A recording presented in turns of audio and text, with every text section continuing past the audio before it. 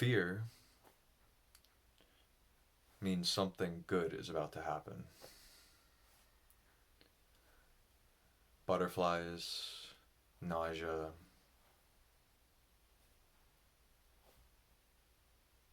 this jelly like feeling in the solar plexus, and then more immediate, the pounding in the chest, the heat in the chest.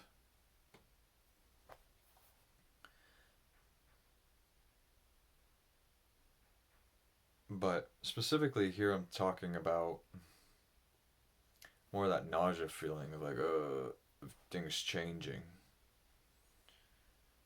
So I'm about to move across the country. That's not a heart pounding feeling. The heart pounding feeling is I'm single and there's an attractive woman and I'm currently walking up to her to talk to her because I'm interested in her. That's pounding in the chest. That also means something good is about to happen. Even if there's a rejection, it's it's still good. It's confidence building, right? It's a learning. It's a lesson.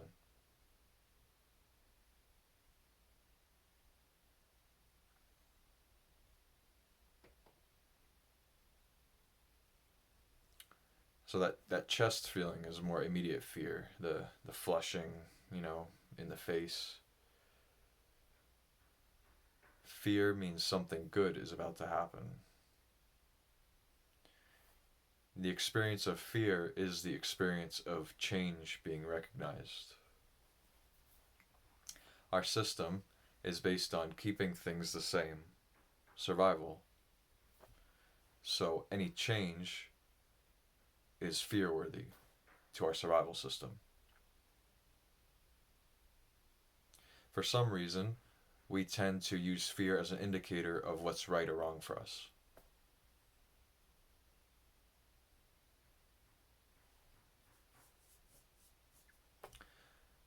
I'm currently in a beautiful relationship and we've had some breakups in our history. Each time I got so afraid. I felt this sickening feeling in my solar plexus, my stomach, this pain in my heart. I thought that meant this person's not right for me. That's what the story was. But the story is not what we should follow, like ever. Emotions can be guidance, or they can just be emotions. If I have a vision, if I have a goal in life, then it's irrelevant what my emotions are that come up along the way. And it's super irrelevant what my stories are that come up along the way. Because the stories are always, maybe not always, but almost always bullshit. The story is the mind trying to explain the emotion. That's the left brain trying to explain what the right brain's doing.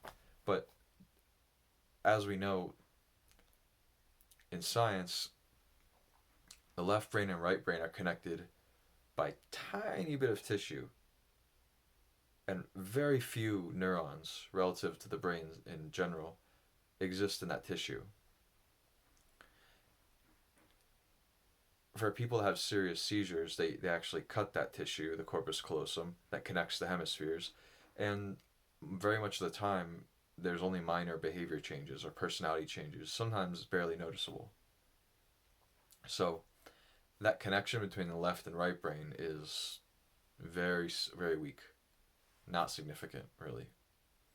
There's a lot of stuff we can do to try to build that, specifically physical movements can build that, like crossing over the midline. Like when we look from left to right, from right to left, we follow an infinity symbol. This crossing over the midline, or we coordinate touching my left hand to my right knee, that's crossing the midline between the hemispheres. These things can build tissue. This is not well understood. Um, this endeavor of connecting the left and right hemispheres, but at our current stage of evolution, they're barely connected. So when we have a story that's explaining an emotion in our body,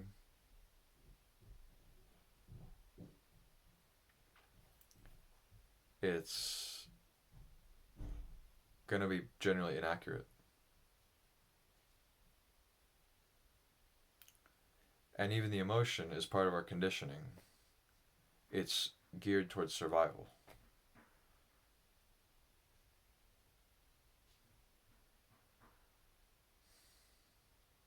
Not toward change, not toward evolution. Towards stasis.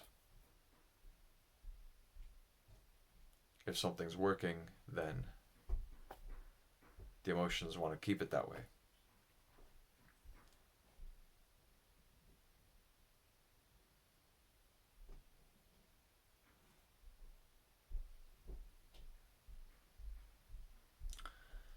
So, the best move, if possible, is to discover what the deep desire is of life right now, at this point. Discover what the dream is, separated from fears. Or fears often like to call themselves practicalities. Practicalities are often just fears. Or maybe always, I don't know. So that's not to say we ignore practicalities, but it's important to recognize that the idea of practicality and the experience of fear are very closely linked. And so that should make one suspicious. That should make one desire to understand that dynamic more, so as not to be fooled. Because it's a very easy, broad paintbrush that we can paint fear with practicality, and then we just do whatever the fear says. We treat it as if it's a real, valuable signal.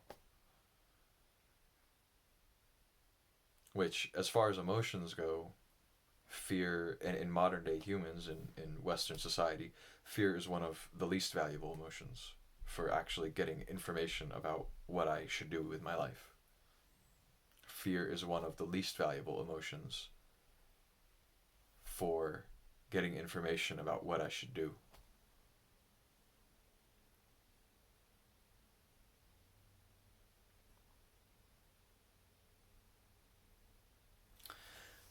To go deeper into the details of fear, I've been finding that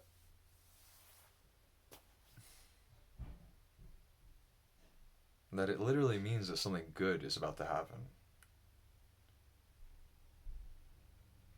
Some good change is about to happen.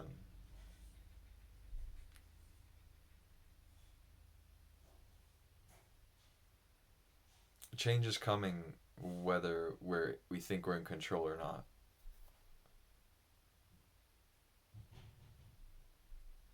And we can consciously change instead of the unconscious changing life for us.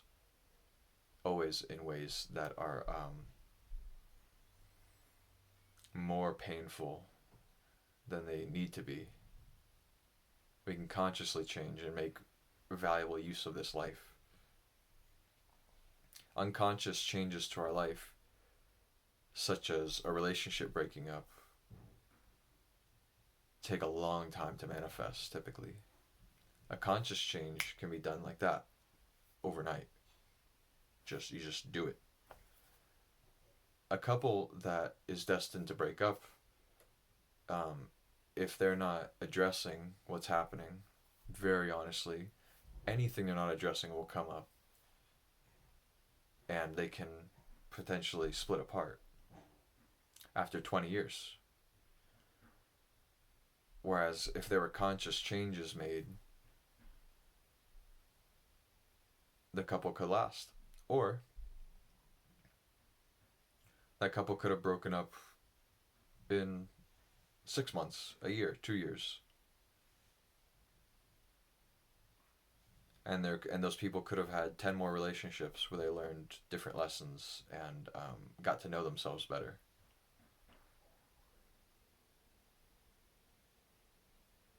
Not even to speak of, if they had children, they could have had children with someone who they ended up being with permanently. But even just the opportunity to have more experience rather than have a 20-year, mostly stagnant relationship where the periods of intensity often come about through the unconscious popping through to the conscious layer and forcing something to happen. Whether it's adultery or fights or drug use, alcohol, overeating, losing jobs,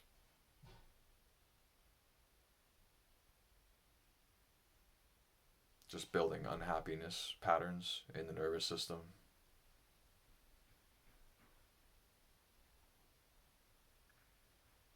Fear is a sign that something good is about to happen. It's good. I'm about to make a big change in my life. It's good that I have fear. That's the signal. Yes, that's the energy. It's energy to use towards my goal. If I wasn't experiencing the fear, then maybe I'd be a bit slow about it. Maybe I'd be a bit smooth about it. Maybe I wouldn't sense the potentness of every moment and the opportunity in every moment.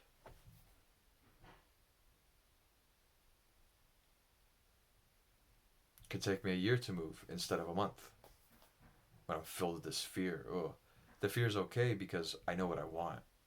I want to move. And I have a vision for that. So I'll make another video about this, but dreams and desires being separated from fear is very important. Typically, they're interlinked, and so we're not in touch with our real dreams, our real desires. Of course, they're popping up all the time into our consciousness, but they're seen on equal footing with the fears. So when we separate them, it's okay to have fear here because I know what I want. So it doesn't matter what emotional experience I have on the way to getting what I want. And it certainly doesn't matter whatever story comes up.